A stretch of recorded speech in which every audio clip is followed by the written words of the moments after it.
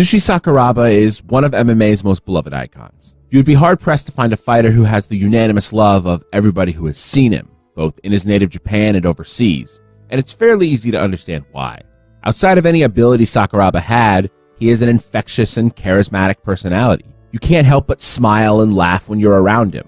When people talk about him, it's almost never a negative mourning of his professional lows, but a fond remembrance of his highs. With how much fun it is to talk about Sakuraba as a personality, it can be pretty easy to forget that he is also one of MMA's most important fighters as well. With an incalculable number of classic moments in his career, Sakuraba's name is synonymous with the aura of Japanese MMA, with one fight standing in its own stratosphere of importance, not only to the sport of MMA, but to culture itself. On May 1st, 2000, Kazushi Sakuraba and Royce Gracie entered the ring. The stage was Pride Fighting Championships, the largest mixed martial arts organization in the world, but the rules of their fight couldn't be further from mixed martial arts. Sure, they're fighting in an MMA ring, wearing MMA gloves, and whoever wins will have it reflected on their MMA record, but on this night, Royce Gracie and Kazushi Sakuraba are slotted for a fight to the death. What brought us here? Why should we care about this one fight on this one day in this one organization? What is it that makes this fight and the men involved in it so special? To understand what makes this fight so important, we have to turn back the clocks. No, further than that. Further than that, even. You're getting warmer, but even further. You know what? This would probably be easier if you let me handle it. The story of Kazushi Sakuraba and Royce Gracie is so much more than just them. It's the story of identities and egos a century old, a constantly evolving understanding of societies and cultures, and ultimately, the story of martial arts itself. And to understand them, we have to go all the way back to the beginning.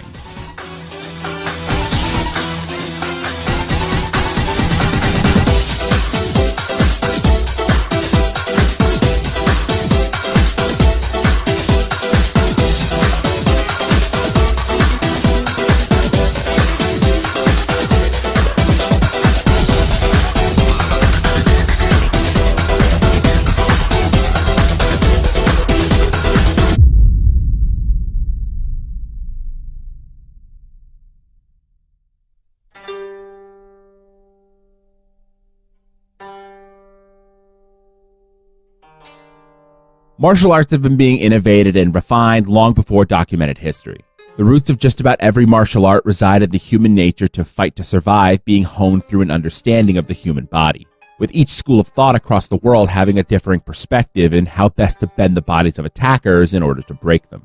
In many places in the world, martial arts would become a core part of their culture. But if there's one nation that is known for their acceptance of martial arts into their society, it is unquestionably Japan.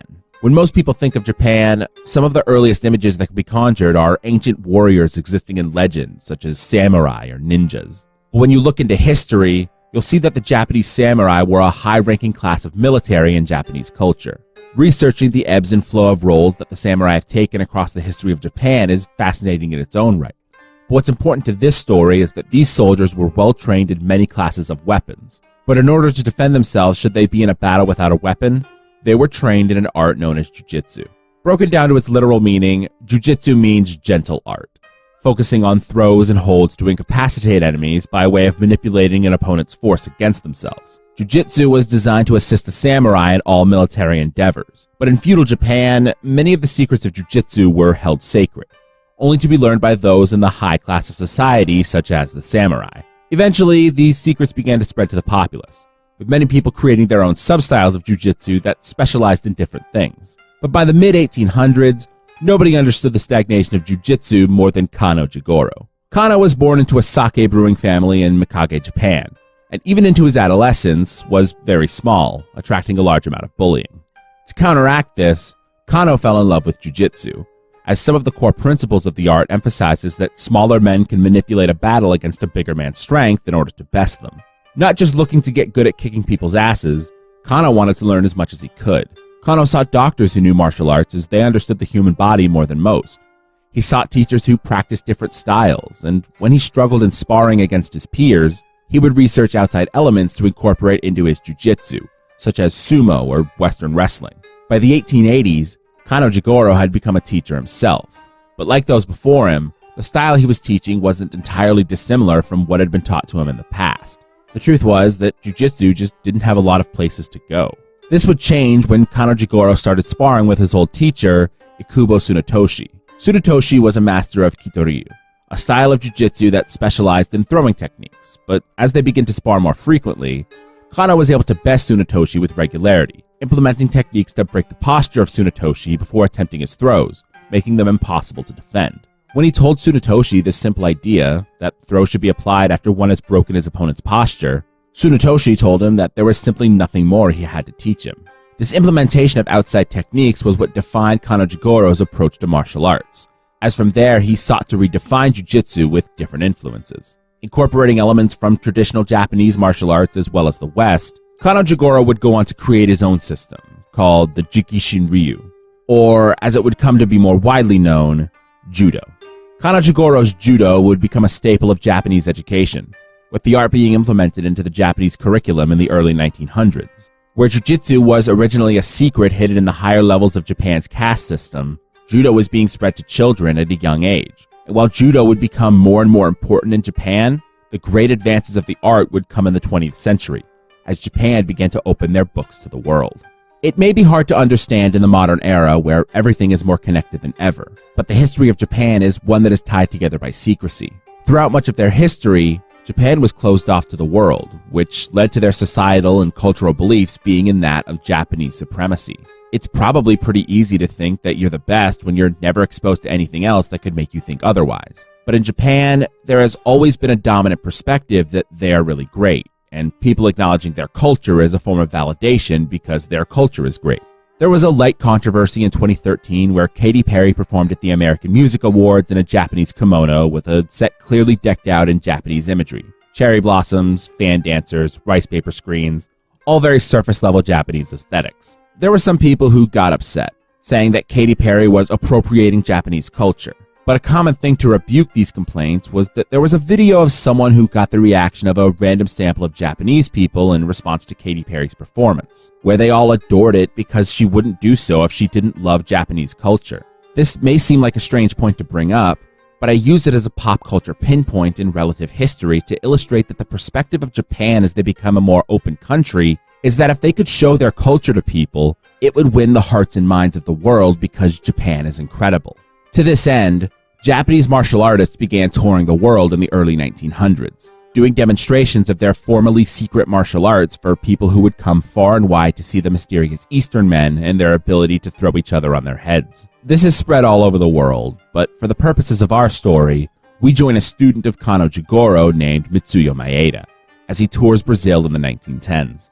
Now, there is an entire culture of Japanese-born nationalized Brazilians that I could go into, but suffice it to say that Japanese influence had a pretty big foothold in Brazil. And when Maeda began doing his judo demonstrations as part of a traveling circus, it must have resonated with a lot of young men in Brazil.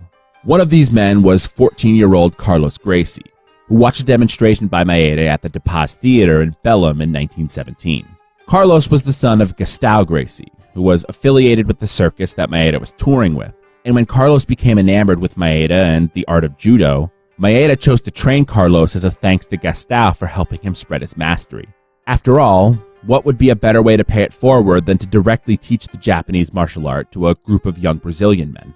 Maeda would train Carlos, who would take those techniques back to his family, innovating and adapting the art with his own understanding alongside his brother Elio. And whether Maeda intended to or not, he gave the tools to young Carlos and Elio Gracie to begin building the foundation of one of the most recognized martial arts in modern history, Brazilian Jiu-Jitsu.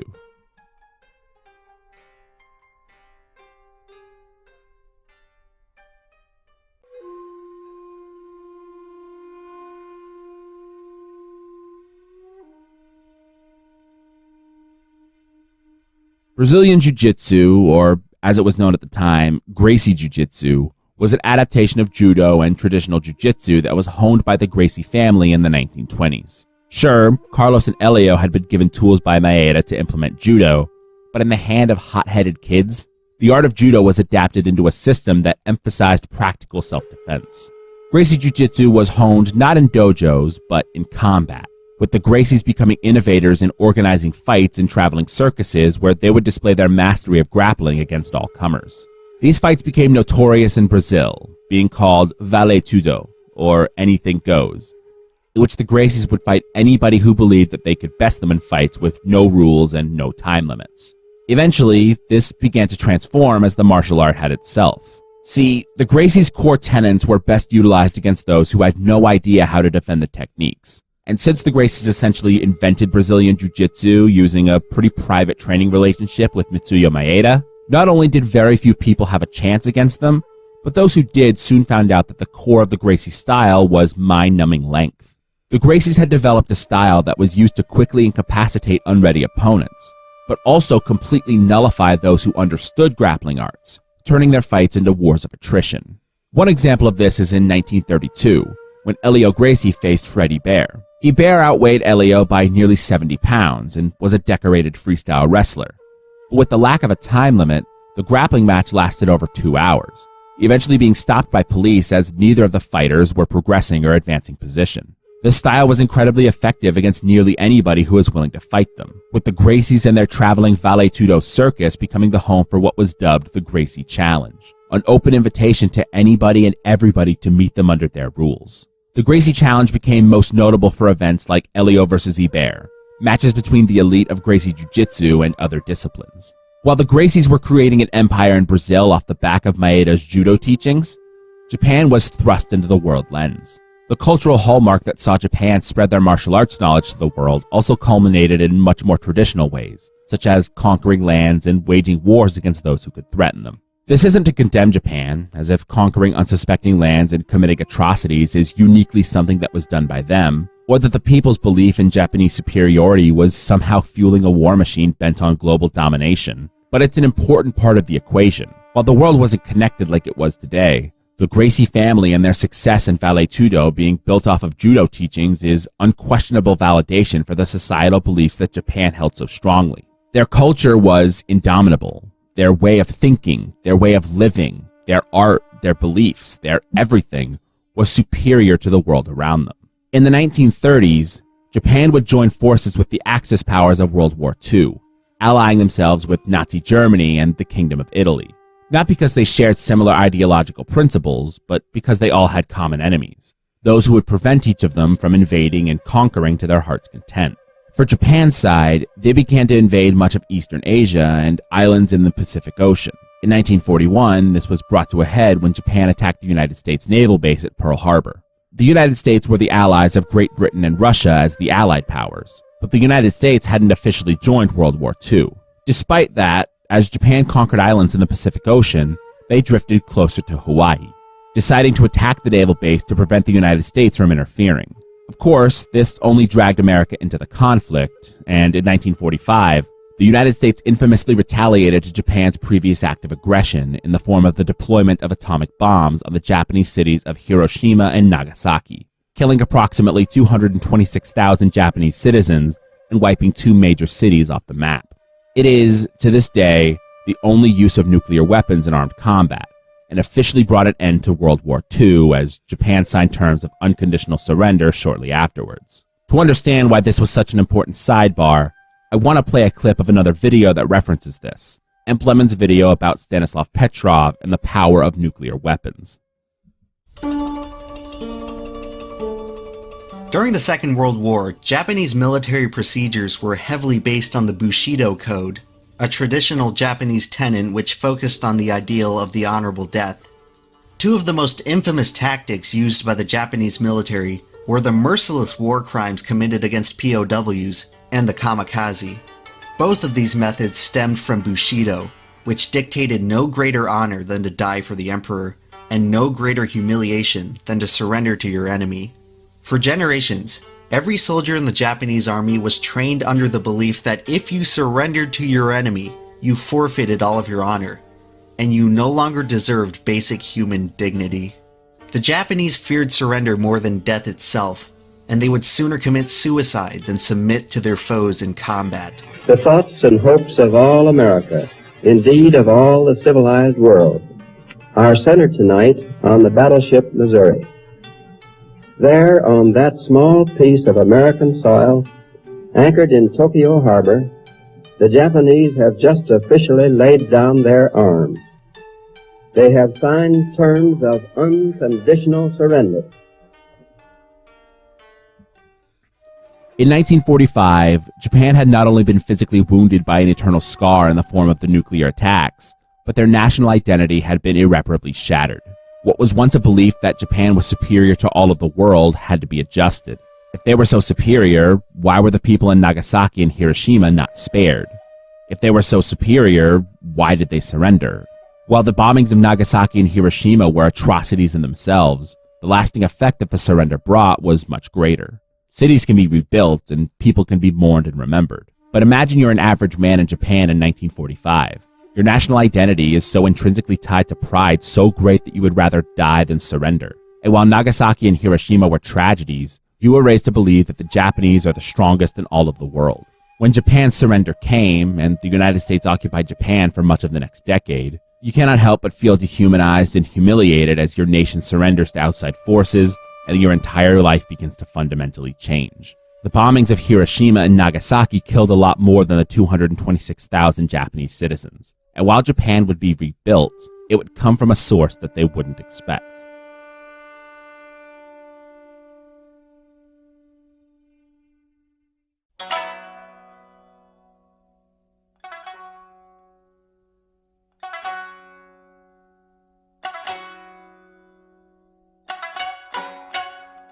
After World War II, the United States would occupy Japan, bringing with them a complete restructuring of Japanese government and culture. Where Japan's pride was built around their culture being their own, the post-war occupation saw a rapid advancement in the westernization of Japan, with their entertainment and economic outlook heavily influenced by the Western soldiers occupying the nation. While it would be an exaggeration to say that post-war occupation brought national belief to an all-time low, as I can't speak for the average Japanese citizen in 1945, but this complete reshaping of a sovereign nation into the country we can see today took an effect on the populace as a whole. People who drew pride from being Japanese just couldn't find pride in that, and they had to find that boost elsewhere. Fortunately for them, the same westernization that had destroyed their worldview would also be one of the sources of rebuilding. Japan's economic rebuild post-World War II was so dramatic that it has since been dubbed the Japanese economic miracle, where Japan's industrious advancements and connections with the outside world rapidly developed them into the world's second largest economy. Much of the Japanese media that people readily identify today, such as Godzilla and anime, were innovated during this era, heavily inspired by the Western influence permeating the cultural zeitgeist. But there is an argument to be made that few tools of societal rebuild were as important as professional wrestling. While pro wrestling was not the source of Japan's economic boom, nor will it be written about in textbooks, the work that professional wrestling did in Japan is inseparable from its history. Sumo wrestler Mitsuhiro Momota, better known as Rikidozan, brought wrestling from the West to the East, recognizing an opening in society for the kind of catharsis that wrestling can bring. Rikidozan saw that Japan was empty. The old martial arts were intrinsically tied to an era that they could no longer find pride in. And as American influence began to permeate Japan, the chance for Japanese supremacy to be shown through professional wrestling couldn't have been more perfect. During the 1950s, Rikidozan would become Japan's greatest star in professional wrestling, promoting matches where he would represent Japan against foreign invaders, doing battle against them in their cheating ways and coming out on top. What goes even deeper in these matches is that Rikidozan would often be humiliated by these foreign wrestlers, but through an overwhelming sense of pride and desire, he would always come out on top. It sounds silly when it's laid out so simply. Sure, professional wrestling is fake, and make no mistake about it, people knew it was fake back then as well. But the connection that can be made with people, the fire that burns inside of you when the person you identify with is shown to be victorious, nothing could be more real than that. When someone who saw their entire way of life be irreparably changed went to a pro wrestling show headlined by Rikidozan, they saw a Japanese competitor dueling with a foreign invader. The foreigner would cheat his way to gaining an advantage over Rikidozan, humiliating the star that they came to see. And just when you would believe that those dirty tricks would beat him, Rikidozan would snatch victory from the jaws of defeat, proving that the heart of Japan still beat strong in the face of oppression through the medium of professional wrestling. Is it silly? Maybe. But there's no question that it was real. While the 1950s was the decade of Rikidozan in Japan, one of the most significant events in the story happens across the world in 1951. The same year that Rikidozan began working as a pro wrestler, esteemed judoka Masahiko Kimura traveled the world with a pro wrestling troupe. Accompanied by fellow judokas Toshio Yamaguchi and Yukio Kato, the three would follow in the footsteps of Mitsuya Maeda before them, traveling the world and demonstrating the strength of judo. But with the advent of professional wrestling in the West, they would apply their skill sets to these contests to much fanfare.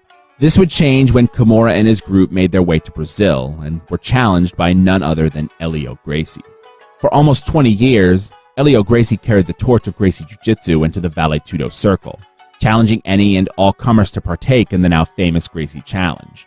But in 1937, Elio retired from competition, remaining retired until 1950, where he pretty much picked up where he left off. When Kimura and his troupe came to Brazil, Elio was goaded into challenging them in a pretty fascinating story that is ultimately irrelevant to the grander story at play, with Elio being matched up across from Yukio Kato, the least experienced of the three judokas. According to accounts, the match was mostly controlled by Kato due to his superiority with throwing techniques, but the mats being used were too soft to do damage with them, with the match ultimately going to a time limit draw.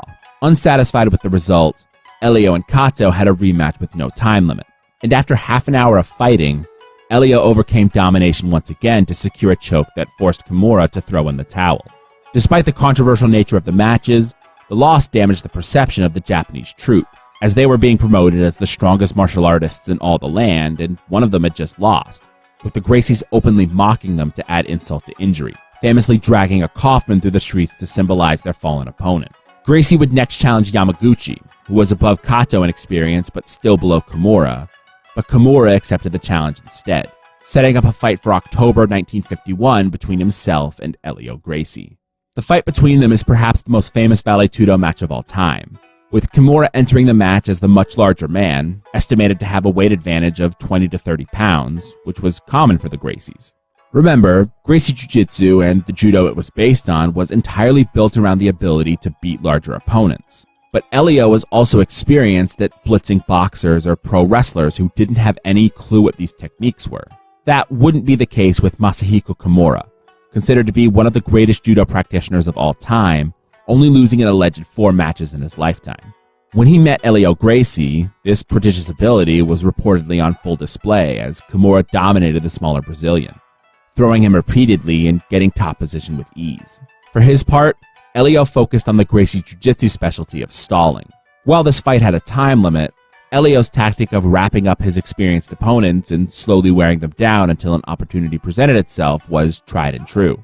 This wouldn't happen with Masahiko Kimura though, as Kimura dominated the fight with relative ease. Through 13 minutes, Kimura was reportedly never in a bad spot before locking in a deep submission.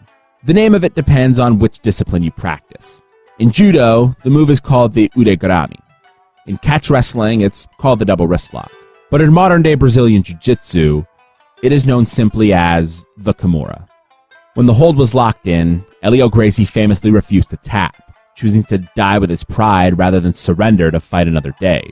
And Masahiko Kimura obliged, snapping his arm and forcing Elio's corner to throw in the towel, signifying the end of the match and the first true decisive loss in Elio Gracie's fighting career. While Japanese observers rushed the ring to toss Kimura in the air, a symbol of celebration from Japan, it's difficult to separate this victory from Rikidozan's efforts in Japan in 1951 to establish professional wrestling as a means of rebuilding the esteem of a nation. On opposite sides of the world, Japanese strength in martial arts was on display at a time where it was needed more than ever. And while Rikidozan and Masahiko Kimura have a dark and violent history together in their own right, the two of them changed the course of history in Japanese martial arts. Things would never be the same after 1951. Japan's economy had experienced a miracle rebuild. The westernization of culture was being turned into a positive rather than an oppressive negative. And the strength of both the old era and the new were being developed through the victories of Masahiko Kimura and Rikidozan.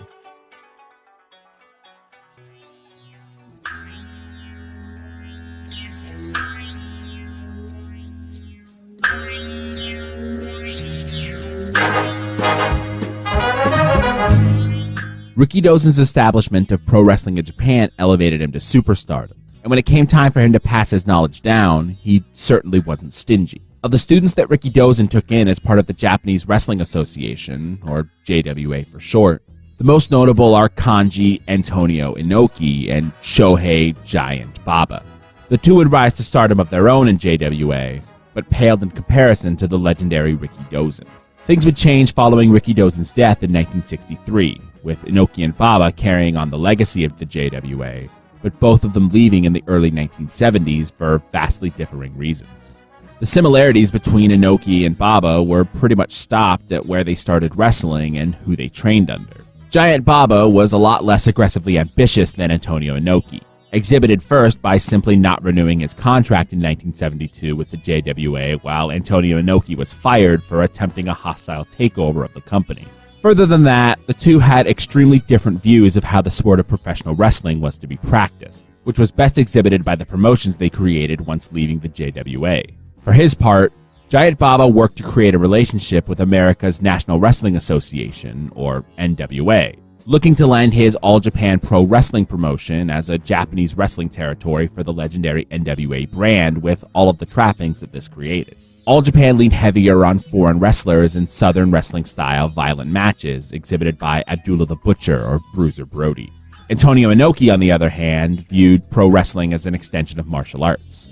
During his time in the JWA dojo, Inoki was trained by catch wrestling god Karl Gotch, and clearly took this inspiration to heart as he developed his own style of pro wrestling. Inoki's style modernized the old days of Masahiko Kimura's traveling pro wrestling troupe, merging the utilization of legitimate holds and approaches with the showmanship of professional wrestling that the sport had drifted away from by the early 1970s.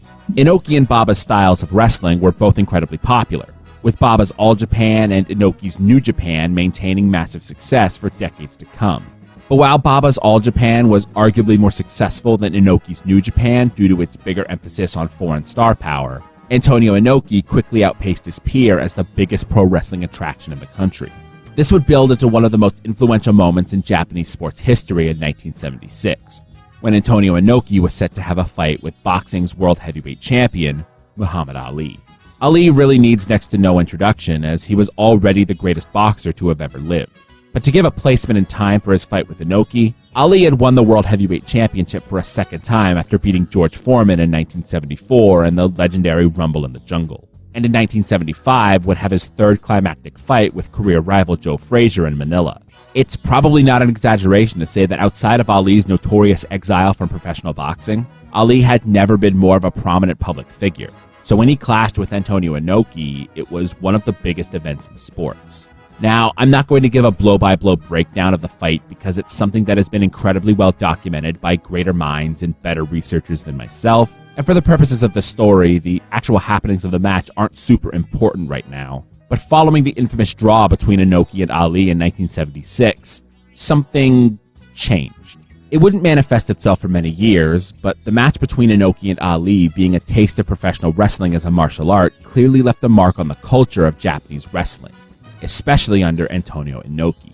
In 1984, 8 years after Inoki faced Ali, there was an exodus of wrestlers from New Japan Pro Wrestling. Like Ricky Dozen before him, Antonio Inoki had trained dozens of wrestlers, many of whom would become legendary in their own right. But, like Inoki himself, there were many of them who had ambitions beyond being another piece in the NJPW puzzle.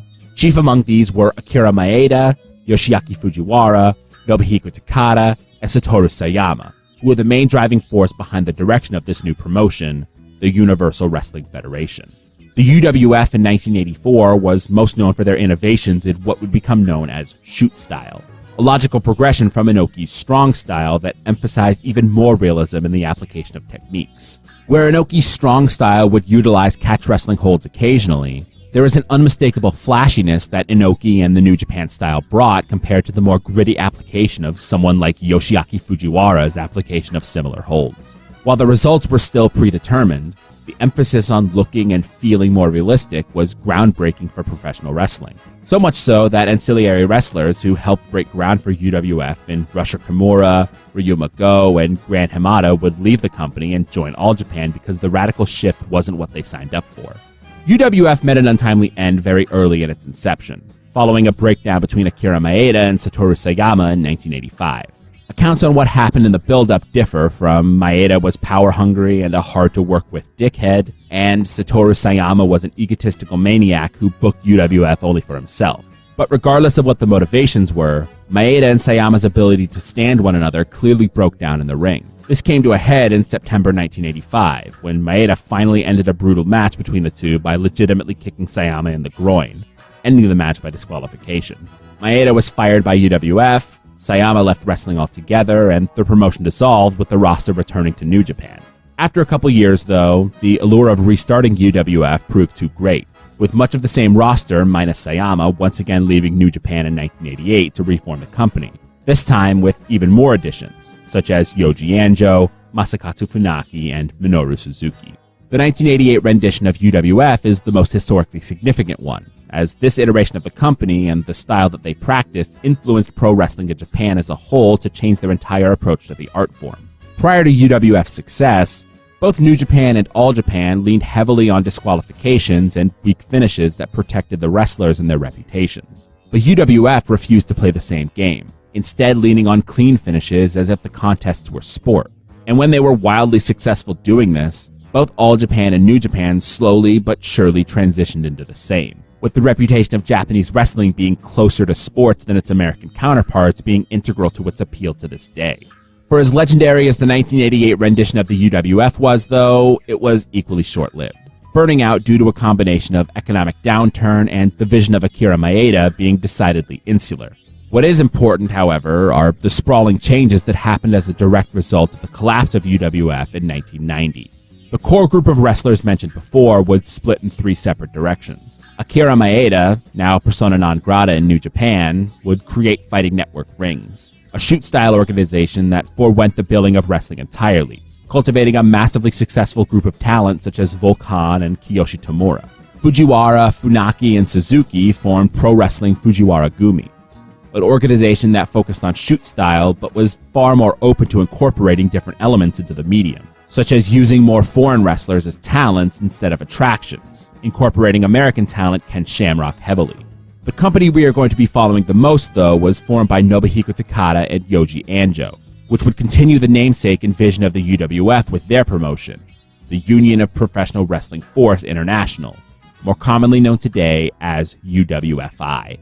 Nobuhiko Takada, for those who don't know him, is one of the weirdest cases in pro wrestling. In a lot of ways, Takada took a lot from his trainer Antonio Inoki, which could be seen in how Takada was presented in UWFI. As the top star of the promotion, Takada portrayed the handsome hero who overcame all obstacles due to a deep technical mastery of combat.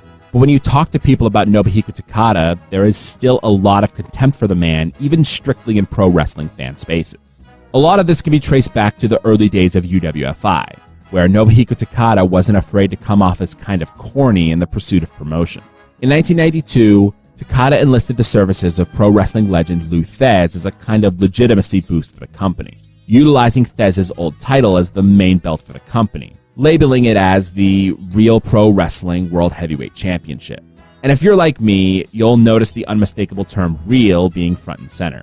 Now, the optimistic people out there may read that as simply as saying that this championship, because of its history with Lou Thesz, is the most prestigious championship available. So to claim that you are wrestling's greatest heavyweight champion, you have to hold this belt, basically using real as a synonym for legitimate.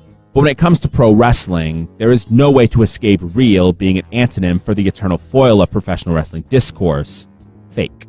Nobuhiko Takada was something of a notorious mark for himself, meaning that he believed his hype just as much as anyone else did. And in promoting UWFI and their more legitimate style of wrestling, he would insult and deride other promotions and their champions as fake wrestling, challenging many of them to have a match in UWFI where they could prove that they were real by facing him, a real pro wrestler. It is extremely corny and stupid, and trust me, very few people got a kick out of this when it came to wrestlers outside of UWFI. But as it pertains to fan reception, it was unquestionably successful. UWFI built massively from its inception in 1991 through 1993, with Nobuhiko Takada as its major champion, throwing out grandstand challenges to anyone who gained notoriety. And since nobody in Japan wanted to work with him, it was pretty easy to claim that they were all scared of him, the real pro wrestling world champion. In 1993, UWFI would be broken big when Takada's challenge was answered by legendary American wrestler Vader, with the two having a match in December in front of a reported 46,000 fans that saw Nobuhiko Takada trump the legend by submission, legitimizing his claim as the real world champion. While Nobuhiko Takada was now one of pro wrestling's greatest stars and the owner of one of the most successful pro wrestling companies in the world, the seas were about to become a lot rougher for him. Because as much as he could deride wrestlers in New Japan and All Japan for being less real than him, this only works as a way to promote yourself as long as nobody can ever claim to be more real. In 1993 was when reality began to crawl from out of the primordial ooze.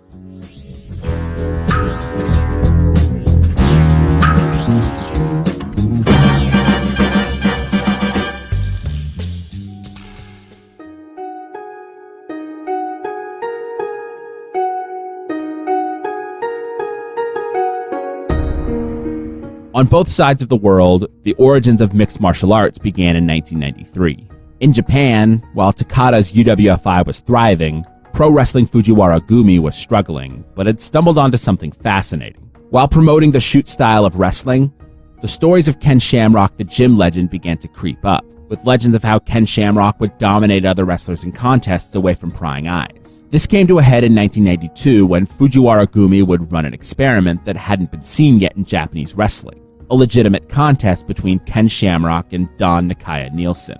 While incidents like Sayama and Maeda going off script and attacking each other aren't uncommon in the history of Japanese wrestling, the idea of promoting legitimate contests was almost taboo. Remember, the appeal of professional wrestling is that it is cathartic release and entertainment beyond regular sports. So if professional wrestling contests were to suddenly be legitimate, why would people watch it over more culturally established sports like sumo or kickboxing? This was the common perception in wrestling in 1992. But when the fight between Shamrock and Nielsen drew very well, the ambitious upstarts Masakatsu Funaki and Minoru Suzuki got to thinking. Their thoughts would manifest itself in September 1993, when alongside Ken Shamrock, they created Pancrase, a hybrid of professional wrestling and legitimate combat where the fights would be real. The first event was massively successful, which validated the creation. And while it wouldn't be as successful as Takada vs. Vader in UWFI months later, the foundation was set domestically for problems to arise with the perception of Nobuhiko Takada being anything more than a successful pro wrestler. It wouldn't just be pressured domestically, though, as in America, another group had a case of parallel thinking to Funaki and Suzuki. What if fights were held legitimately and broadcast to people who had never seen anything like it? Surely this would be a money-making phenomenon, but who would benefit from this? Who could be forwarding the brand of combat in North America? Oh, I should have known. You Gracies always did love to play the long game.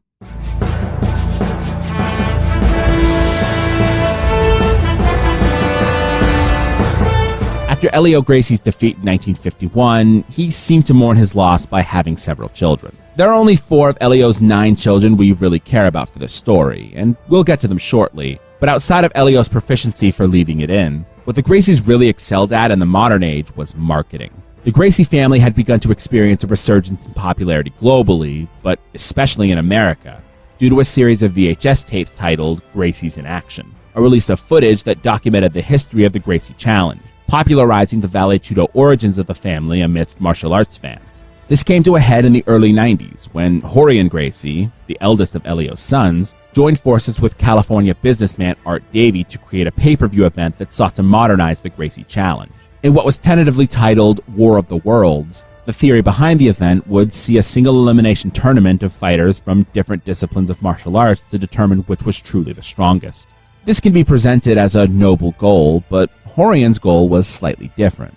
The Gracies knew that many of the competitors would not understand what their jiu-jitsu was, so they needed to present a figure that could represent the brand but wouldn't overshadow the infomercial to sell their combat system to the audience. The candidates came down to Helio's 3 remaining important sons: Hoyler, Hickson, and Hoyce.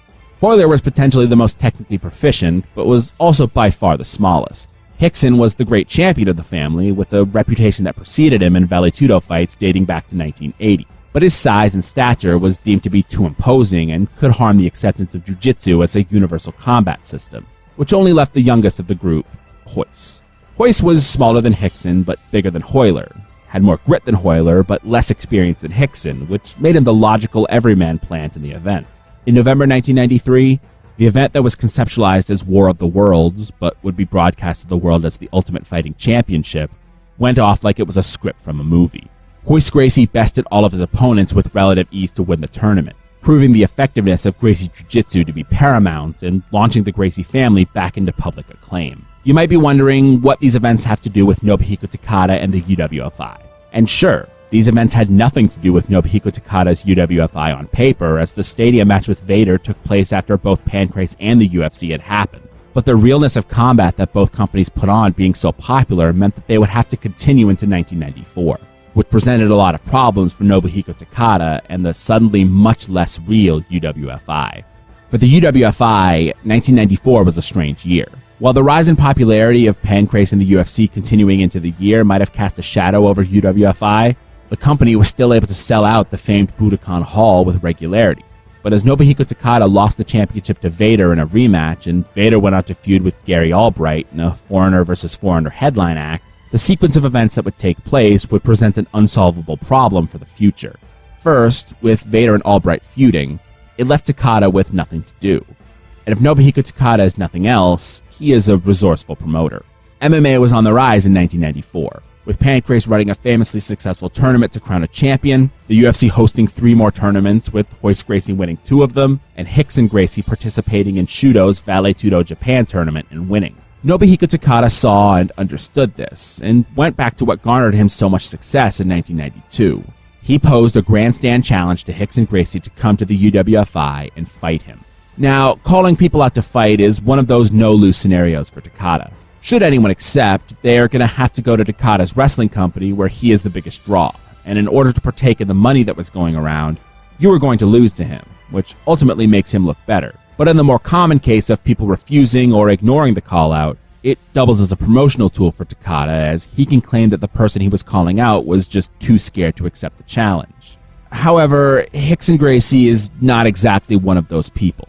No, Rickson Gracie refused Takada's challenge, and his reason for it was twofold. First, Rickson had nothing to gain by working with Takada. He was succeeding in Shudo with the Vale Tudo Japan tournament, and, once again, was the greatest champion of the Gracie family. What would he have to gain from working with Nobuhiko Takada? The second is a bit more complicated to parse out, as Rickson's aversion to working with a pro wrestler can be understood on the surface, but it's a bit more than that. See, Rickson didn't want to do a wrestling match with Takada because it would look bad for the fighter image that the Gracies had cultivated. If he did a wrestling match and looked quote-unquote weak, people would view the best fighter of the Gracies as less of a fighter. But even if he did have assurances that he would beat Takada, even if he would make him look good, there is also the outside possibility of Takada going into business for himself. The history of Japanese pro wrestling is littered with its greatest stars taking liberties with opponents in order to promote themselves. Rikidozan had a match with Masahiko Kimura where he chopped Kimura's neck so badly that he was knocked out, and Rikidozan never granted him a rematch. Antonio Inoki allegedly went back on an agreement between himself and Muhammad Ali that the two would simply play along with each other en route to a decision, with Inoki diving and kicking Muhammad Ali's legs so frequently that Ali's legs reportedly sustained lasting damage. Takada himself had risen to stardom in UWFI by shooting on multiple opponents. He faced boxer Trevor Berbick and kicked him in the legs, which Berbick alleges were illegal as per their initial agreement, and left the ring, which left Takada as the winner via forfeit. In another famous incident, Takada faced sumo wrestler Koji Katao, who was notoriously difficult to work with and refused to lose. But Takada shot on him and threw a legitimate roundhouse kick to the face, which knocked him out. The story of Japanese pro wrestling is littered with its top stars taking liberties with their contemporaries. So even if Rickson Gracie was willing to play ball with the wrestler in a wrestling match, it would be inadvisable for him to do so, as one stray kick from Takada could shatter the Gracie's mystique forever. So for his part, Rickson Gracie rebuked the challenge, and unlike the wrestling opponents, Takada couldn't just say that Rickson was too much of a coward to fight him, but that didn't stop his friends. I briefly mentioned him earlier, but Yoji Anjo is a player in the UWFI under Nobuhiko Takada. He's not a main eventer, but his reputation in the UWFI dojo is that of a tough wrestler who is playing his part of the company. And maybe he believed that status a bit too much because Anjo did one of the dumbest things that anybody could ever do. He flew to America to storm Rickson Gracie's dojo and challenge him to a fight. Dojo storming has a pretty deep history in its own right in Brazilian Jiu-Jitsu. One of Jiu-Jitsu's most famous stories in its formative years was when Jiu-Jitsu students marched across Rio de Janeiro to a Luta Livre gym to have a fight. And when Yoji Anjo flew across the world to storm Rickson's dojo, it would also become one of the most famous stories, but for all the wrong reasons. What makes it even more important are the legends surrounding it. They say that when Anjo got to the dojo, Hickson wasn't there, and Yoji Anjo began bragging and boasting that Hickson heard he was coming and fled. But one of the students called Hickson, who wrapped his hands in the car on the way to answer Anjo's challenge. What took place when Hickson got there either wasn't filmed or has never been publicly released. But there are two things that are confirmed by multiple parties. Rickson Gracie fought Yoji Anjo, and Yoji Anjo got the shit kicked out of him. What's more, a famous photo of Yoji Anjo's bloodied and battered face following the fight with Hickson would be published in Japanese newspapers, which was an abject disaster for Takada and the UWFI. Takada was now put in an awkward position. He couldn't call Rickson Gracie for a fight in his wrestling organization, as the precedent had been set that he could fly to California and avenge Anjo's bludgeoning. But Takada knew what everybody was starting to realize. He couldn't fight. Takada had been trained in some martial arts and was a good athlete, but he wasn't a fighter. He wasn't Masakatsu Funaki or Ken Shamrock, guys who adapted their catch wrestling prowess to legitimate fights. He was still just a wrestler who was all of a sudden exposed as a fraud amidst an already massive rise in popularity of MMA to contrast the product UWFI put out. Takada's reputation was absolutely shattered, and when he tried to salvage it in 1995 by working with rival promotion New Japan Pro Wrestling, it backfired like the call-out of Hickson had. While the UWFI invasion angle of New Japan was financially successful, New Japan booker Riki Choshu held a lot of resentment for Takada after the comments in the early 90s about New Japan's legitimacy. And when Takada came crawling to him to work together, Choshu let that resentment out in the form of a complete embarrassment of UWFI, save for a token world championship win thrown to Takada, who had seemingly sold out his company for the chance to become New Japan's heavyweight champion. In just 2 years, Takada had gone from the most popular wrestler in Japan to a joke. His reputation was built in reality, but after Yoji Anjo's beatdown at the hands of Rickson Gracie and the failed invasion of New Japan, it was clear that he wasn't the greatest martial artist. He was just a con artist. UWFI closed their doors at the end of 1996, and while much of the roster went on to create another shoot-style organization called Kingdom, it never reached the highs that UWFI did. What Kingdom lacked, however, was Nobuhiko Takada, who didn't follow his former colleagues onto another organization. No, Takada was at rock bottom and was forced to face the proverbial music. In 1997, Takada was contacted by promoters KRS, who had concocted a novel idea, an attempt at redemption for him in a mixed martial arts bout against Rickson Gracie in front of a sold-out Tokyo Dome audience. Having nothing left to defend, Nobuhiko Takada accepted the bout for October 11th. The fight wasn't for a world championship. It wasn't for money, and it wasn't for fame. Nobuhiko Takada would fight for his pride.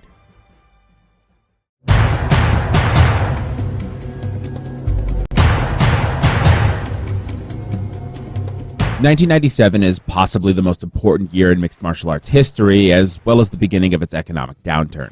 You wouldn't know that by watching Pride, though, as the fight between Nobuhiko Takada and Rickson Gracie drew a sellout crowd to the Tokyo Dome in what was the largest MMA show ever many times over. While being massively successful, the show was also objectively terrible. Branko Cikatic, former K1 World Grand Prix champion, faced Ralph White in a kickboxing contest which ended in an awkward and sluggish no contest after 1 minute and 52 seconds. Renzo Gracie and Akira Shoji fought in an entertaining but impossibly long 30 minutes to a draw. Not to be outdone by the impossibly boring Kimo vs. Dan Severn fight also going to a draw, but none was more stinky than Takada vs. Rickson. Sure, the fight didn't last 30 minutes, but it also lacked any kind of spirited performance from Nobuhiko Takada, who went out there and performed about as pitifully as people could have feared when he didn't fight Rickson in 1995. In an effort to shoot Takada some bail, Takada was on the wrong side of 35 and was in the ring with one of the most experienced Vale Tudo fighters in the world. But this bail goes away when you remember that Takada called this man out to fight in the past, and even though it was 3 years later, you don't just forget these things. Riki Choshu didn't forget the things that Takada said about him, and the people didn't forget that Takada called on Rickson to fight. And now that he finally got that fight, he looked absolutely pitiful. Though the show was successful enough to warrant a return in 1998, it was clear that Nobuhiko Takada as an attraction was completely spent. Nobody cared about him anymore because he wasn't good at the thing he was meant to be good at. Because of this, Pride would go on to struggle pretty significantly without a major star, which is mirrored on the other side of the world in the UFC's 1997, which is a nightmare in its own right. In an effort to avoid MMA being outright banned in America, the UFC started to change their structure in 1997, implementing weight classes, mandating gloves and uniform rules, and generally trying to make the sport more professional. But due to lobbying from United States senators, the UFC was banned from major American sports markets, holding events exclusively in southern states and outside of America. In December 1997, the UFC would debut in Japan with one of its strongest cards ever, featuring the crowning of a new middleweight champion, a heavyweight championship bout, and a one-night four-man tournament. In order to appeal to the Japanese audience, the UFC worked with UWFI's successor, Kingdom Pro Wrestling, to field the four-man tournament, with Yoji Anjo and Hiromitsu Kanehara joining Marcus Silveira and Tank Abbott to form the UFC Japan tournament. We've talked about Anjo in passing already, and while Kanehara would become one of the more successful Japanese MMA fighters in subsequent years, we won't be talking about him here because he would be injured in the build-up to the tournament, which necessitated a replacement by another Kingdom wrestler. This wrestler hasn't been mentioned in the story thus far because he genuinely has not mattered, but that night in December 1997, he would make himself matter. The man replacing Hiromitsu Kanehara was a wrestler of little regard named Kazushi Sakuraba. Kazushi Sakuraba's part in the story might start in 1997, but he's been part of it since at least the early 90s. Sporting a respectable amateur wrestling pedigree, Sakuraba joined UWFI's dojo because of his idolization of shoot-style icon Satoru Sayama, and while he was there, he would be molded from the bottom up by the school. It's overshadowed by the failures of Takada and Anjo as they fought Hicks and Gracie, but the UWFI dojo was certainly not slouching in the people brought in to train the students, with Kazushi Sakuraba and future Fighting Network ring star Kiyoshi Tamura being trained under catch wrestling icon Billy Robinson. Sakuraba's role in UWFI was very small as a newer trainee, which is customary in the world of Japanese wrestling. But Sakuraba's prowess slowly but surely began to pay off as he overcame initial losses to eventually work his way into a higher profile in the company. But before he could be promoted at the main event level, the UWFI was folded. When the roster migrated from UWFI to Kingdom without Takada, Sakuraba was placed prominently, winning many of his matches. But still, he wasn't picked to participate in the UFC Japan tournament, which more than likely had more to do with his size than anything else. As a wrestler, Kazushi Sakuraba was notably small, only weighing around 180 pounds, which actually meant that he was disqualified from even participating in the UFC tournament. But when Masanori Kanehara was injured, the story goes that Sakuraba reported that he was 203 pounds in order to fill in, meeting 240-pound Brazilian Jiu-Jitsu black belt Marcus Silveira. While hokey stories about Sakuraba's weight can be laughed about now, this wouldn't even begin to cover how crazy the night would play out. The bout with Silveira is most known for Sakuraba getting stopped very quickly after eating a few punches and shooting for a takedown, leading to UFC referee Big John McCarthy believing that Sakuraba had been knocked out and calling a stop to the contest. Sakuraba and the crowd were incensed as they felt they'd been robbed, and Sakuraba, no joke, openly protested in the ring, attempting to get a microphone to address the crowd and refusing to leave the cage until things were made right. This is kind of what you get when you involve pro wrestlers in MMA spaces, and it's awesome. And also correct, as McCarthy reversed his decision and rendered the fight a no contest. But this still provided an issue, as Marcus Silveira still advanced to the finals to meet the winner of Tank Abbott and Yoji Anjo. Now, this fight between Abbott and Anjo certainly happened.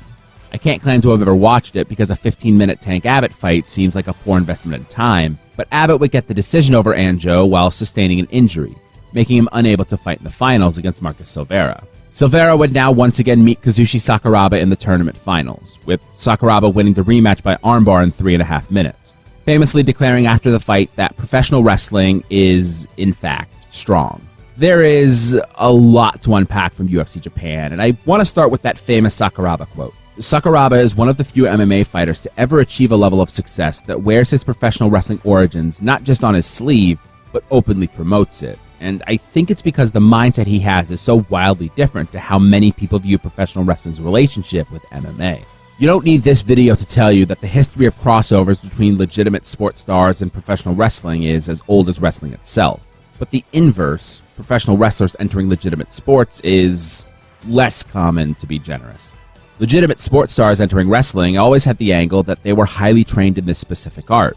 So wrestling promoters would be burning money if they had someone like Salman Hashimikov, a Russian world champion wrestler, and promoted him as anything other than Salman Hashimikov, Russian world champion wrestler. But if a wrestler would cross over into another sport, none of them would want to be recognized as just a pro wrestler, because their pro wrestling base isn't what's going to get them success. Instead, it would be the years of dedicated training that they've put in that they would want to be recognized. Obviously, it wasn't uncommon, especially in Japan, for wrestlers to achieve success in MMA, with Pancrase being the strongest competition in the sport and it being composed primarily by pro wrestlers. But the elite MMA fighters in the world, such as Ken Shamrock and Dan Severn, who also wrestled, never credited their pro wrestling history for their success, and really, why should they?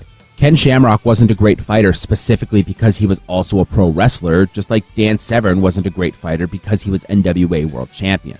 The two just didn't have anything to do with one another.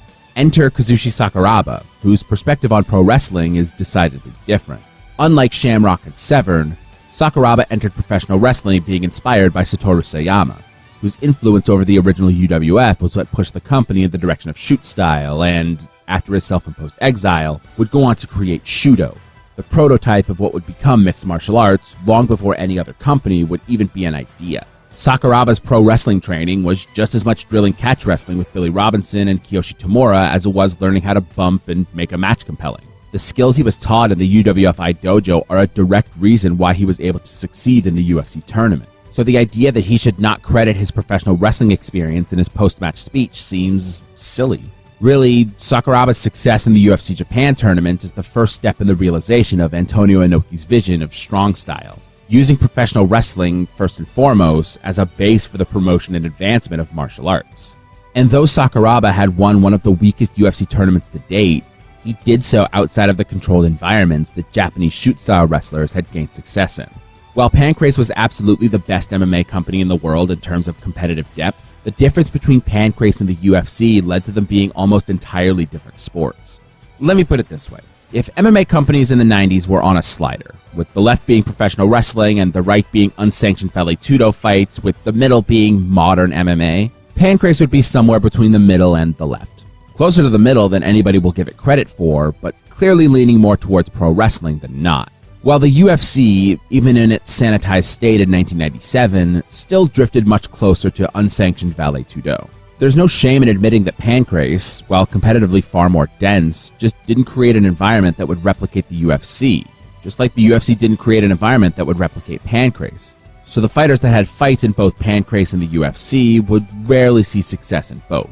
For example, Maurice Smith was a good kickboxer from the 1980s who floundered in Pancrase, but he was able to go to the UFC and won the UFC Heavyweight Championship, while Jason DeLucia was just some random guy on the first two UFC events who lost to Royce Gracie, but transitioned to Pancrase and submitted Masakatsu Funaki in 1 minute, faster than anybody had ever done it before or since.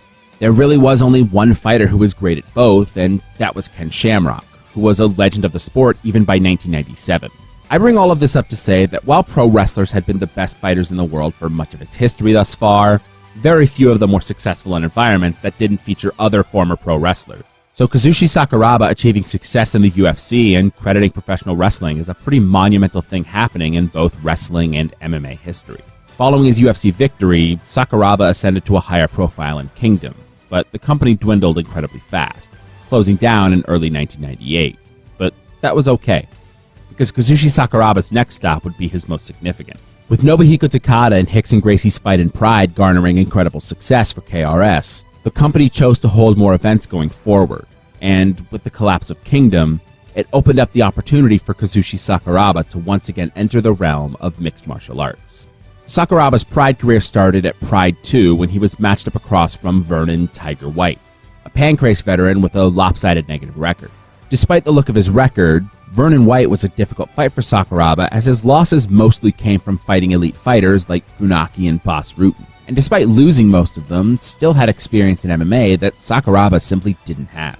It's important to remember a few things when you enter into conversations about early MMA, especially in the 90s and especially in Japan. MMA advanced very quickly in the new millennium, but in the mid to late 90s, when the sport was evolving out of its general lawless early days, it was common to see fights boil down to grappling matches that resulted in a lot of stalemates unless there was a significant skill discrepancy between the two fighters. In fact, Pancrase was really notable at the time for being a better product of the UFC because of a specific culture around their fights, which saw fighters who were grappling be more active in going for submissions and guard passes on the ground rather than a slower but safer style that some in the UFC were beginning to employ. This resulted in top fighters eating losses more frequently, but also fights being finished constantly, and all of the Pancrase fighters fighting 6 or 7 times a year.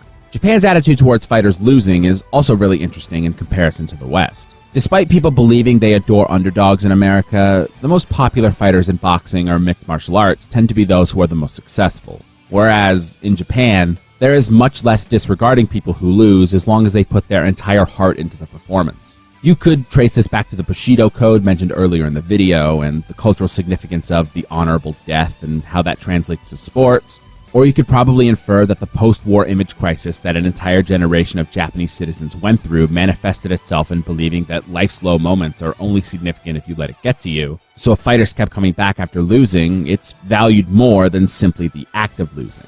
You can project whichever you want onto this specific phenomenon regarding losses in MMA, but all of this is to say that Vernon White is a respected fighter for this era, and a good fight for Kazushi Sakuraba as he debuts in Pride. The fight with Vernon White is an entertaining one, and also an interesting one to talk about, as Sakuraba and White allegedly either verbally or non-verbally agreed to mostly scramble and go for risky plays in grappling rather than landing strikes on the ground. Which, there are a lot of ways to interpret that. It's been a long-standing rumor that Sakuraba's first two fights in Pride were either fixed or there was an agreement between Sakuraba and his opponent to primarily grapple, which led to Sakuraba's fights being notably entertaining on what turned out to be a really rocky start to Pride.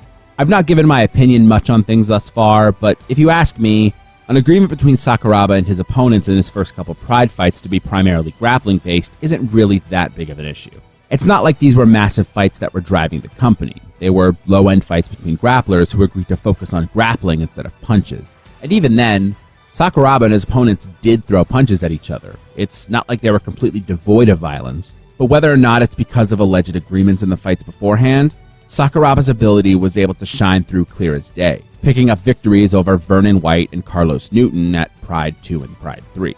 The fights were really good, and they really stood out in the scope of the first three Pride shows, which were bad. MMA in general was starting to enter a really weird dark age 5 years after its inception, and while there are a lot of reasons for this, very few of them are relevant to this story. But what is relevant is the fact that Pride sucking had Gracie fingerprints all over it.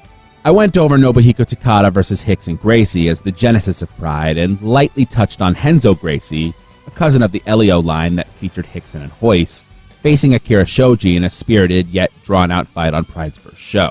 But on Pride 2, the doubling down on Gracie involvement was extremely present. First, there was a fight that featured an attempt to capture the magic that the Gracie family versus UWFI veteran matchup had spawned at Pride 1 when Naoki Sano, a wrestler most known for his work with the legendary Jushin Thunder Liger in the late 80s, faced off against Royce Gracie. Since being passed over for participation in the first UFC event for his brother Royce, Royce is one of the only high-profile Gracies to enter sport jiu-jitsu, utilizing his technical superiority to capture the 1996 and 1997 World Jiu-Jitsu Championships in the featherweight division, and bronze in the 1997 Absolute division, only placing under Fabio Gurgel and Amore Battetti, gold medal winners in divisions more than 30 kilograms above Royler. All of this is to say that Royce Gracie was absolutely one of the most accomplished grapplers in competitive Brazilian Jiu-Jitsu, where Naoki Sano was some guy who wrestled some shoot-style matches. I'll talk about this fight in a moment because I really need to explain the next one and what makes these so noteworthy. Henzo Gracie, who is markedly less accomplished than Royler in sport jiu-jitsu, but is also much more experienced in mixed martial arts, would face Sine Kikuta, a solid fighter for the time who was trained in shoot wrestling by Satoru Sayama, but failed to get involved in pro wrestling. The fight between Henzo and Kikuta was notable for its rule set, which followed the traditions set by the Gracies in Vale Tudo. Let me explain. Henzo's fight with Shoji at Pride 1 was 30 minutes long and ended in a draw, which the Gracies don't love because it lacks finality. I've gone over how the Gracies are unafraid of making a fight last forever if it means that they will get a submission by way of attrition. But with mixed martial arts becoming more modernized, the implementation of time limits really hampered their ability to do that. Up to this point in history, the longest mixed martial arts fight of all time happened at UFC 5 in the rematch between Ken Shamrock and Royce Gracie. It was the first UFC event to feature time limits, and consequentially, the fight between Royce and Ken was the first to reach a time limit, going to 30 minutes with no decisive winner. So the UFC, on the spot, decided to arbitrarily continue the fight for an additional 6 minutes to try and get one, and ultimately, they failed.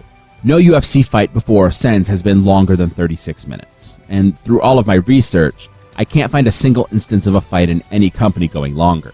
If I'm wrong, which I could be, then please let me know. But I really do believe that 30 minutes is about the cap that the general world decided upon for MMA fights. This didn't sit well with the Gracies, who didn't get the finish in Henzo's fight against Shoji at Pride 1 with a 30-minute time limit. So for Pride 2, negotiations were pretty clearly had that eradicated time limits for at least the Gracie fights. Royler and Sano, despite Royler Gracie's technical prowess, went a mind-melting 33 minutes before Royler picked up the submission. Good for at least the second longest MMA fight of all time if my research is correct. It's a little long, but fine. Okay, no big deal. Renzo Gracie is facing another catch wrestler, and maybe this will go better. No, that can't be right. I cannot be reading that right. Renzo Gracie and Sine Kikuta did not fight for over 50 minutes. That isn't real. Nope, apparently it's real. Renzo Gracie had negotiated that the fight would last an unlimited number of 10-minute rounds, which, that is too long to fight and not be at all interesting. And trust me, it's not. The Gracies having their hand in Pride's early shows really made these shows suck tremendously because of the core values of the Gracie family and their style. Gracie Jiu-Jitsu, as stated before, is not made to be a spectator event. It's made to be a self-defense system that was adapted to anything goes combat. But part of the value of anything goes is that while you could get a violent, bombastic knockout, you can also stall a fight out and implement your game effectively, no matter how boring it is to watch. The Gracies copied and pasted their style onto a spectator sport in MMA, and brought with them all of the positives and negatives their style brings. It's methodical, it's effective, and it sucks to watch. Kazushi Sakuraba's fights on the first two Pride shows really are two of the only highlights on the shows, specifically because of the culture he brought with him that meshed perfectly with Vernon White and Carlos Newton's outlooks on the sport. They wanted action, they wanted scrambles, they wanted risky plays that are fun to watch. That being said, not everything would go this way for Kazushi Sakuraba. Eventually, he would run into someone who wasn't willing to play nice. Someone who wasn't willing to scramble with him. And when that happened, we would see what Sakuraba was really made of.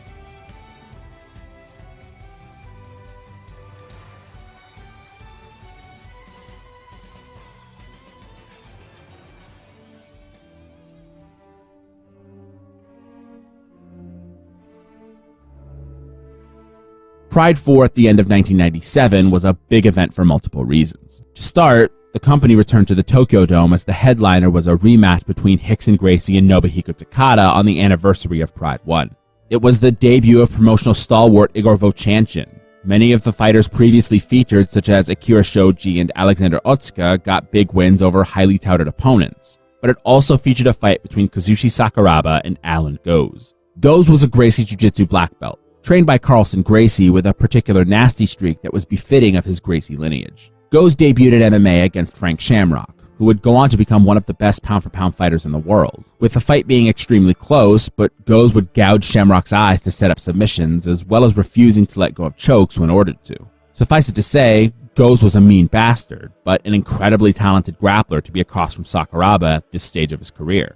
It's unknown if Sakuraba approached Vernon White and Carlos Newton to pitch to them the style of their fights, or if it was just an understanding between the two parties. But much like the dynamic between Takada and Rickson, should Sakuraba have pitched to Goes the idea of heavy grappling, there is almost no chance that Goes would accept, because why would he? Goes was an accomplished and well-trained jiu-jitsu ace, and gained nothing from scrambling with a catch wrestler. If Sakuraba couldn't beat him on the ground, that was no problem with him. Again, I don't want to insinuate that Sakuraba was trying to orchestrate a fight that would be unbecoming of sports, but more trying to illustrate that Sakuraba's Pride career thus far had been exciting and successful, but there was a pretty clear difference between how Newton and White fought and how Goes would fight, with Newton and Goes being more willing to engage with the dynamic Sakuraba, and Alan Goes being a Gracie black belt in Brazilian Jiu-Jitsu. It would certainly be the biggest test of Sakuraba's career, and one that I'm not fully sure he passed. Sakuraba didn't lose the fight with Goes, but he definitely didn't win it either. The fight went to a draw after 30 minutes, the longest fight either of them have had in their short MMA careers up to this point, with the fight primarily taking place in this position. Alan Goes laying on his back, Sakuraba standing above him, almost at a loss at what to do. Whenever Sakuraba engaged Goes on the ground, he was put in bad positions, threatened with strikes and submissions, and just generally outskilled in every capacity. But Goes also held a size advantage over Sakuraba, who wasn't a very talented striker, so the stalemate just had time to sit and linger in the air. After the fight ended, it looked like Sakuraba had been completely solved. If you don't go for big exchanges with him on the ground, his actual technical prowess was sorely lacking. And while this reaction may be too harsh, as Goes was an extremely experienced black belt who had gone to become one of the most influential fighters in Brazil, starting Brazilian top team alongside fellow Carlson Gracie black belts Mario Sperry, Murilo Bustamante, and Ricardo Laborio, it was impossible to deny that Sakuraba had looked listless against Goes. In the main event of that show, Nobuhiko Takada put on a much better performance against Rickson than he had the year prior, dropping him with a knee in the clinch and initiating a lot of scrambles with aggressive leg lock attempts. But ultimately, he was beaten once again by the legendary Gracie champion. Pride had been somewhat successful in 1998, but while Takada was able to salvage something of his reputation after the rematch with Rickson, it was clear that he was never going to be the star that Pride needed him to be. MMA in the late 90s was experiencing massive trouble, with every company under the sun experiencing deep money problems. And with the Gracie domination of Pride and the complete snuffing out of all of the top Japanese fighters in the first year of operation, it would take something truly special to pull Pride out from the nosedive that they were almost destined for. At Pride's next event in April 1999, Sakuraba continued his career progression by facing Vitor Belfort. Now, Belfort is one of those super talents you hear about in movies, but you don't expect to actually see in real life. Nicknamed the Phenom, Belfort had been fighting in MMA for 3 years with a 6-1 record, winning the 1997 UFC 12 tournament at 19 years old and finishing 5 of his 6 fights by knockout, often winning within the first minute of competition. On top of his explosive knockout power and blinding speed, Vitor Belfort's background is in Brazilian Jiu-Jitsu under Carlson Gracie. Belfort was bigger than Sakuraba, stronger than Sakuraba, had the grappling pedigree that flustered Sakuraba when he fought Alan Goes, and beyond that, Sakuraba had yet to face someone with the ability to hurt him with punches that Belfort brought to the table. The fight itself is iconic, because what Vitor Belfort was good at was exactly what came to pass. He blitzed Sakuraba with punches, seemed to hurt him, and flurried on him hard, and didn't finish him. That was kind of new for Vitor. Again, Vitor's longest fight he won by knockout was 1 minute and 17 seconds long, and in his lone submission win, it only went 4 minutes. It was firmly established that Vitor had the ability to destroy people at an instant, but when he flurried on Sakuraba, the professional wrestler endured. Be it because he is emboldened by some fabled Bushido code that is instilled deep in the Japanese spirit, or because he is just really mentally tough from years in the Japanese dojo systems. But Sakuraba endured the punishment and unveiled his secret weapon. Sakuraba had learned how to strike. Kazushi Sakuraba recognized that his flaw in the Goes fight was entirely built around a lack of ability to punish Goes for inactivity on his back and at neutral positions on the feet, resolving to address that flaw coming into his next fight with Vitor Belfort, where he primarily utilized kicks to chop the legs and body of the Phenom down. Most of this fight once again takes place with Belfort on his back and Sakuraba standing over the jiu-jitsu player, but unlike against Goes, Sakuraba punished Belfort with a constant stream of leg kicks for as long as he remained in that position. But outside of this, the fight also saw Sakuraba landing many heavy kicks on the feet, my favorite of which is a spinning back kick to Vitor's body that hurts him badly, forcing Vitor to drop down to his back after having just gotten up from the position where he had eaten dozens of kicks already. It's one of the most uniquely embarrassing performances in MMA history because Sakuraba's rudimentary kicking game combined with his patience and willingness to make fun of his opponents, taunting Belfort on the ground and going for silly guard passes. It wouldn't surprise me if Sakuraba never trained the spinning back kick at all, but just threw it as a goof and it happened to hurt Vitor badly enough that it was just accepted as a position. While Sakuraba wasn't the first person to beat a Gracie black belt in Pride, Akira Shoji had just gotten a win over Walid Ismail at Pride 4. He was uniquely positioned in the company after Pride 5. While Akira Shoji had clearly had the most success against Gracie fighters, he was still outskilled by Renzo Gracie, though the fight was declared a draw. Whereas Kazushi Sakuraba, while clearly outskilled by Alan Goes, had never been provably outwitted by a Gracie directly, embarrassing and defeating a Gracie black belt in the process. I don't know if the Gracie family were any kind of centralized brain trust or if they were floating through the world unattached to one another, but Sakuraba's fights against Goes and Vitor had been back-to-back performances where Gracie Jiu-Jitsu was unable to secure a victory over a Japanese fighter, which had to rub the Gracies the wrong way. Remember, the Gracies have dominated Japan since Masahiko Kimura beat Elio Gracie in 1951. No Japanese fighter has beaten a Gracie since that night, and in the world of mixed martial arts, the Gracies have never lost, with their biggest domain of sustained dominance being Japan. The existence of Kazushi Sakuraba as a foil to the efficacy of Gracie Jiu-Jitsu was something that could not stand. He needed to be destroyed if Gracie influence was to remain paramount. So at Pride 8, November 21st, 1999, they would get that chance, as Kazushi Sakuraba would be matched up against the Gracie family's technical ace, Royce Gracie. The fight between Sakuraba and Royce is a special one. It's the first fight that I can find in MMA history to be almost entirely fought under Gracie rules. Though I believe there was a time limit to the bout, there would be no judges to render a decision, as had been becoming the standard across MMA. Additionally, the referee was only permitted to stop the fight due to knockout or submission. There would be no stand-ups or separations due to inactivity. This was, for all intents and purposes, the Gracie challenge in mixed martial arts. The specific matchup between Royce and Sakuraba was interesting as well, because even this early in his career, Sakuraba was notable for fighting with a size disadvantage. But the fight with Royce was the first where it was Sakuraba who would have the size advantage, weighing in at over 30 pounds heavier than Royce. But, come on. This is a story we've heard a million times. Royce Gracie is one of the most accomplished grapplers in the world. He's competed at the highest levels of Brazilian Jiu-Jitsu and represents the Gracie family and their hallowed rule set against yet another one of these Japanese professional wrestlers. Something had to give, and if it wasn't going to be Kazushi Sakuraba, then it would have to be Royce Gracie. Because now he's pushing the leg against his own leg. You see, he cannot go any further. Right.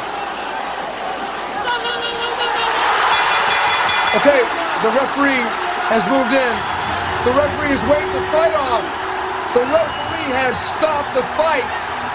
Wow, yeah, in Royce's defense, I don't know. Well, Royce's looking, wait a minute. The referee has stopped the fight. Oh, I think we're going to have a controversy here. Mr. Isha from K1 looking on. Kazushi Sakuraba has been awarded the victory by referee stoppage. Royce lost the fight for sure and got stopped, and he's saying, I didn't tap. But nonetheless, Kazushi Sakuraba gets the victory. Hickson is protesting. There seems to be a controversy. What you're hearing is a muted reaction to history. Unlike what you've seen in movies, history being made doesn't always come with thunderous sound bites and bombastic celebration. It's often confusing, and people don't really know how to process what happened. So let me paint a picture. In the fight between Sakuraba and Royce Gracie, Sakuraba absolutely embarrassed Royce. It wasn't a contest. Sakuraba used his superior size and strength to dominate the smaller Brazilian, hurting him on the feet and assuming the very familiar position of standing over Royce as Royce begged Sakuraba to jump into his guard while Sakuraba kicked his legs repeatedly. Occasionally, Sakuraba would engage in the good old-fashioned bad manners, taunting Royce while Royce laid on his back and begged him to engage. But even when Sakuraba did engage, Royce had no answers for that either. There was no debate. Royce Gracie, the technical genius of the Gracie family, was thoroughly outgunned in the fight against Sakuraba. The fight came to an end in the third round, when Sakuraba assumed top control on Royce and, in a moment of divine intervention, was able to snag Royce's arm in a deep submission. The name of the submission depends on which discipline you practice. In judo, the move is called the ude-garami. In catch wrestling, it's called the double wrist lock. But today, in modern Brazilian jiu-jitsu, it's simply called the kimura. Kazushi Sakuraba locked Royce Gracie in the kimura and wrenched it behind his back. Not with malice, but with intent. For Royce's part, he didn't react, keeping a straight face as Sakuraba threatened to snap his arm. But as the position worsened, the referee stepped in to prevent injury. Only, Royce never actually tapped. Royce protested. Hickson, who was in Royce's corner, protested. Sakuraba seemed unsatisfied in the corner, but none of that mattered to the audience packed inside Ariake Coliseum. The audience in attendance couldn't have cared less about Royce Gracie never tapping or the controversial nature to it. They had just seen Kazushi Sakuraba, a Japanese professional wrestler, become the first person in mixed martial arts history to beat a Gracie, with the circumstances being eerily similar to Masahiko Kimura's victory over Elio Gracie in 1951. This should be remembered as a landmark in MMA history, but the circumstances just don't allow for it. First, despite the stoppage coming, it was incredibly controversial, as Royce's arm was not broken, nor did he tap or scream in pain. Second, Royce was much smaller than Sakuraba, despite that being what the Gracie family wanted to emphasize their jiu-jitsu, but whatever. Despite Sakuraba getting the victory, the feeling that the Gracies had an indomitable hold on MMA was still unshaken. No, to challenge that, Sakuraba would have to challenge one of their titans, and he would have to do it in a way that was undeniable.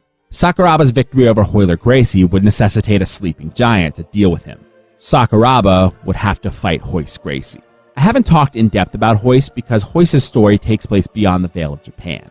Royce Gracie, prior to 1993, was mostly known as the baby of the family, with Royce being the youngest of Elio Gracie's sons to move to America. Alongside Rickson and Royler, Royce would continue the tradition of the Gracie Challenge, where they would face other martial artists in Vale Tudo matches to prove jiu-jitsu superiority. But Horian, who was the marketing genius of the family, orchestrated a tournament to promote the art to the masses. The Ultimate Fighting Championship was where Royce Gracie carved his name into stone, with Royce running through the tournament with relative ease and seemingly proving the superiority of Gracie Jiu-Jitsu over all other martial arts. In the process of winning, Royce Gracie would beat Ken Shamrock, who, even early on, had marked himself as the best MMA fighter in the world during his time in Pancrase. And with Royce beating him with relative ease, it's hard to dispute Royce as the best fighter in the world. Even when Hicks and Gracie entered the fray and won the Vale Tudo Japan tournament in 1994, it was surpassed by Royce Gracie's dominance in America, winning the tournaments at UFC 2 and UFC 4, only faltering in UFC 3 because he pulled out due to injury. Royce Gracie was the most proven winner in MMA at the time. Even if he wasn't considered the best Gracie by the Gracies, to the rest of the world who saw the UFC tournaments, he was next to unbeatable. Boiling in the background of these initial UFC tournaments, though, was the anticipation for another match between Ken Shamrock and Royce Gracie, as Shamrock in 1994 was arguably having an even better year than Royce. But because Royce had beaten him when he was unprepared, he had a demon hanging over his achievements that he was desperate to overcome. Shamrock wanted to enter the UFC 2 tournament, but an injury forced him to watch Royce Gracie once again sweep the tournament from the audience. At UFC 3, Ken Shamrock entered, but a Royce Gracie injury forced him out, which meant that Shamrock pulled out as well, as he was only here to face Royce Gracie. Ken Shamrock wouldn't enter or attend UFC 4 to see Royce win a third tournament, but instead he would be in Japan, winning the King of Pancrase tournament on the same day. Royce Gracie and Ken Shamrock were unquestionably the top two fighters in the world, and the world needed to see them clash in a veritable super fight, and they would, at UFC 5. In the first ever UFC fight to be booked outside of the tournament format. The fight itself I've spoken about. It was the longest fight in UFC history, but it was also the first to ever have a time limit, ruling the fight a draw after a year of anticipation. Following the event, the Gracie family were furious. Horian had helped create the company to spread Gracie Jiu-Jitsu dogma, and part of that was the intrinsic value of a lack of time limits to hinder the progression of their art. The way the Gracies viewed things, they were not trying to facilitate a sport. Sports had rules, and sports need to make money, but the Gracies wanted to facilitate superiority. And if that means that they had to fight someone for 3 hours while slowly sinking in a choke, then that's what that means. With the UFC being on pay-per-view, they had strict time limits they had to adhere to. So running a potential hours-long fight just wasn't feasible. So the Gracies pulled out of the UFC entirely in early 1995. It's probably not a coincidence that, 2 years later, the Gracies would begin cropping up in Japan with the advent of Pride, who were much more willing to allow the Gracies to have hours-long matches if they went that long. See Henzo vs. Kakuta and Royler vs. Sano. Pride was in a place where they needed the popularity of the Gracies to survive, as they didn't have a Japanese star of their own, partially because Hicks and Gracie had demolished Nobuhiko Takada. For Royce, though, he had semi-retired after UFC 5. He was supposed to compete at Pride in 1998, signing to fight Mark Kerr in a fight with, again, no time limits, but pulled out due to an injury and never flirted with competition again. And then Sakuraba beat Royler at Pride 8. Royce Gracie had been on the sideline while his family was losing in the organization that they were meant to be dominating. The mystique of the Gracie family was beginning to get scuffed, if not outright be questioned, which is something that just couldn't be tolerated. Royce Gracie would come out of retirement, and he would have his eyes set on Kazushi Sakuraba.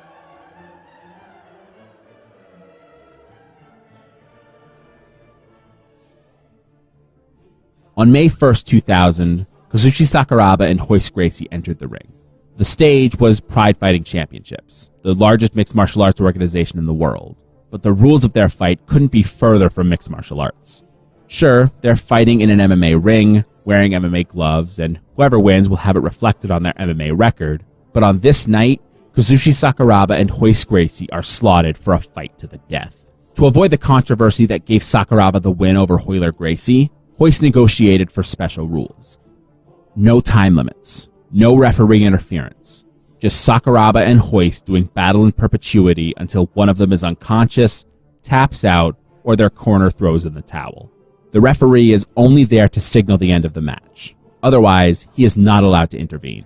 These are the hallowed Gracie rules, and a stage that would test the endurance of Kazushi Sakuraba as much as his ability. The format of the fight would see Sakuraba and Gracie fight for 15 minutes at a time, with the rounds having no cap, necessitating a finish.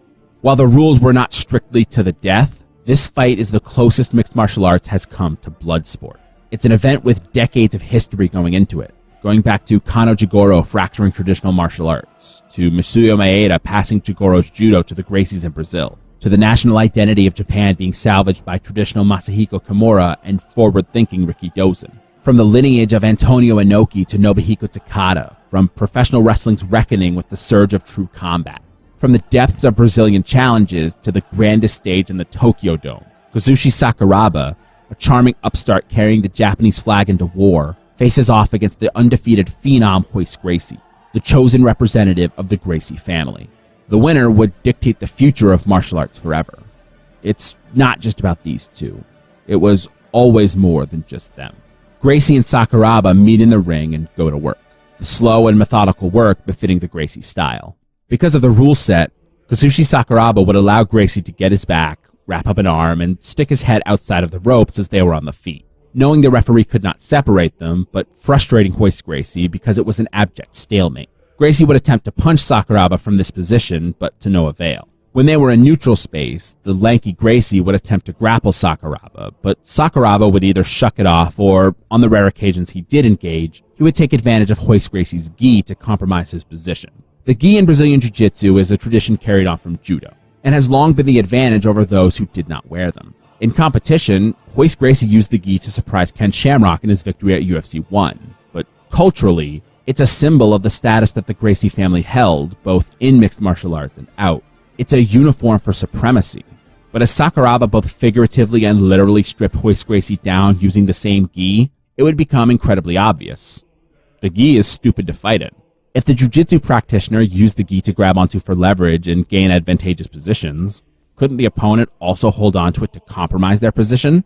No one had ever asked this question before, but on that night, Sakuraba simply held the gi and punched Royce as if it were hockey, and Royce had literally no answers. Every time they would get into an exchange, Sakuraba would either come out on top or he would cause a stalemate, which meant that the minutes continued to count past and the rounds would end, with Royce Gracie not doing any work to exhaust the pro wrestler. 15-minute round after 15-minute round passed, with Sakuraba continuing his assault on tradition. And the most amazing thing began happening. Royce Gracie, who wanted the fight to last forever if it meant that he could gain victory, was getting tired. Maybe it was from the constant work he was doing to try to break a stalemate. Maybe it was from the constant kicks and punches Sakuraba was landing on him. But as the fight crossed the mark for the longest MMA fight in history by the end of the fourth round, signifying a full hour of fighting, it was clear that Royce Gracie was diminishing. There would be no long drawn-out breaths or begging for air. Gracie was simply running on fumes that he just couldn't sustain himself with. As Gracie tired, Sakuraba began dominating even more, landing kicks to Royce's legs, which kept Royce in, once again, the famous position for Sakuraba. This position had to become a deep mark of shame for jiu-jitsu black belts, because, trust me, people began noticing that if the black belts are kept on their back and begging you to exchange with them, if you just don't, what are they going to do? What could Royce Gracie possibly do to make Sakuraba engage with him on the ground? As the fight wore on, Elio Gracie, the patriarch of Gracie Jiu-Jitsu, sat ringside and watched as Sakuraba undressed the greatest fighter in the sport's history for the entire world to see. This wasn't just a beating in front of God and man. It was a systematic dismantling of the Gracie family and their famed mystique. And with each minute that passed by the Gracie's demand, their most successful champion in this sport was eating more and more damage. I can't speak for Elio Gracie as a participant in sports. I can't speak for him as a man. But on this night in 2000, Elio Gracie spoke for himself as a father. Sakuraba and Royce had fought for 6 rounds, and if each are 15 minutes, that would mean that these men had fought for 90 minutes. And Elio Gracie had seen enough. He knew that, like himself against Masahiko Kimura 50 years prior, Royce Gracie would rather die in the ring than admit someone was better than him. So Elio made the call. Elio Gracie threw in the towel to protect Royce from himself, giving Kazushi Sakuraba the victory over Royce Gracie. This time, there was no confusion. There were no protests because there couldn't be. The referee didn't screw Royce. The company didn't screw Royce. Nobody screwed Royce. The rules that Royce had specifically requested either forced his corner to call off the fight or watch Royce die. If you look into history with the benefit of hindsight, you'd think that this was inevitable. The Gracie family had been under attack since Khalid Ismail was challenging the Gracies in jiu-jitsu in 1998. Sakuraba beat Royce Gracie in 1999, and Kiyoshi Tamura, a pro wrestler with the same catch wrestling roots as Sakuraba, bested Renzo Gracie in rings in February 2000. The writing was on the wall. The age of the Gracies in mixed martial arts was over, so you may think that this victory for Sakuraba was just always going to happen. And maybe you're right, but you would be underplaying the significance of this fight. Even during the year 2000, martial arts was still very much viewed as a kind of ancient secret. You'd hear stories about Tibetan monks going years without moving through nothing but the sheer dedication to their lifestyle. You'd see videos of a karate master breaking 12 cinder blocks with a single punch, pressure point specialists who could stop your heart from beating with a single blow. In the decade of the 90s, martial arts was the last refuge of mysticism in an increasingly cynical society. While overly indulgent music and wholesome sitcoms were forced out of the cultural zeitgeist in favor of alternative programming like The Simpsons or grunge music like Nirvana, the allure and mystery of traditional martial arts remained. As MMA became more popular, it was arguably the Gracies who kept this true. Because even though the rise of MMA revealed to the world that nobody had any idea about what fighting truly looked like, the best competitors in this new medium that followed in line with the counterculture of the 90s were bastions of tradition. It was a small man in a traditional gi who, with the use of hidden techniques, could choke out a man twice his size as he had secret knowledge that nobody could ever understand. And even though losses had begun to accumulate for the Gracies, Royce Gracie was still the greatest fighter who'd ever competed in the UFC. He had never lost an MMA fight, and only left the sport because he couldn't fight the way he wanted to, being done in by the sanitization of rules and sports. But against Kazushi Sakuraba, a man who openly represented the fake art of professional wrestling, he brought with him all of the mystical secrets that previous generations had built up. He brought with him a rule set with which to work his magical art, and across the longest fight at MMA history, he was proven to be just a man. Martial arts weren't proven irrelevant, but the mysticism and the fantasy was. The last pillar of mystery in the world of sports was revealed not as a god, not as an unsolvable riddle, but just a man behind the curtain. The Gracies had been losing, but it wasn't until May 1st, 2000 that they were proven mortal. It took 90 minutes, the length of time it takes a family to go and see a movie, for Sakuraba to unseat thousands of years of ancient secrets and prove that we are all just human. Sakuraba's legacy is not solely this fight, but his legacy was never that of an undefeated god who would be undefeated for the rest of time. In fact, he didn't even leave May 1st without a loss, as he would fight later that night against #1 fighter in the world Igor Vovchanchyn for an additional 15 minutes before his corner threw in the towel after an impossible 105 minutes of fighting in one night. But Sakuraba's legacy holds up not as a myth, but as a man. Sakuraba would become known for fighting against impossible odds, facing off against fighters who would go on to be titans in MMA, like Vanderlei Silva and Mirko Cro Cop, losing to them but continuing to fight anyways. He was human, and humans age. They get hurt, they experience loss, and eventually they die. But Kazushi Sakuraba is emblematic of the endurance of humanity, that we will all experience hard times, but the important thing to do is to get back up and continue the fight. In Japanese mixed martial arts, there have been people more popular than Kazushi Sakuraba. There have been people who have been better sportsmen than Kazushi Sakuraba. But it can be argued that in not just Japan, but in all of MMA, there has never been anybody more important, because Kazushi Sakuraba embodies what is great about the sport. MMA fighters are not fantasy characters. They are human. They feel pain. They grow old and they die, which makes the things that they're able to do while they're able to do them all the more special. Kazushi Sakuraba changed the world on May 1st, 2000. He stripped away the last vestige of mystique left in sports, and in doing so, ushered mixed martial arts into its modern age. An age beyond the vice grip of the Gracie family, and an age that could advance beyond them faster than anybody could have ever dreamed. Nobody is like Kazushi Sakuraba.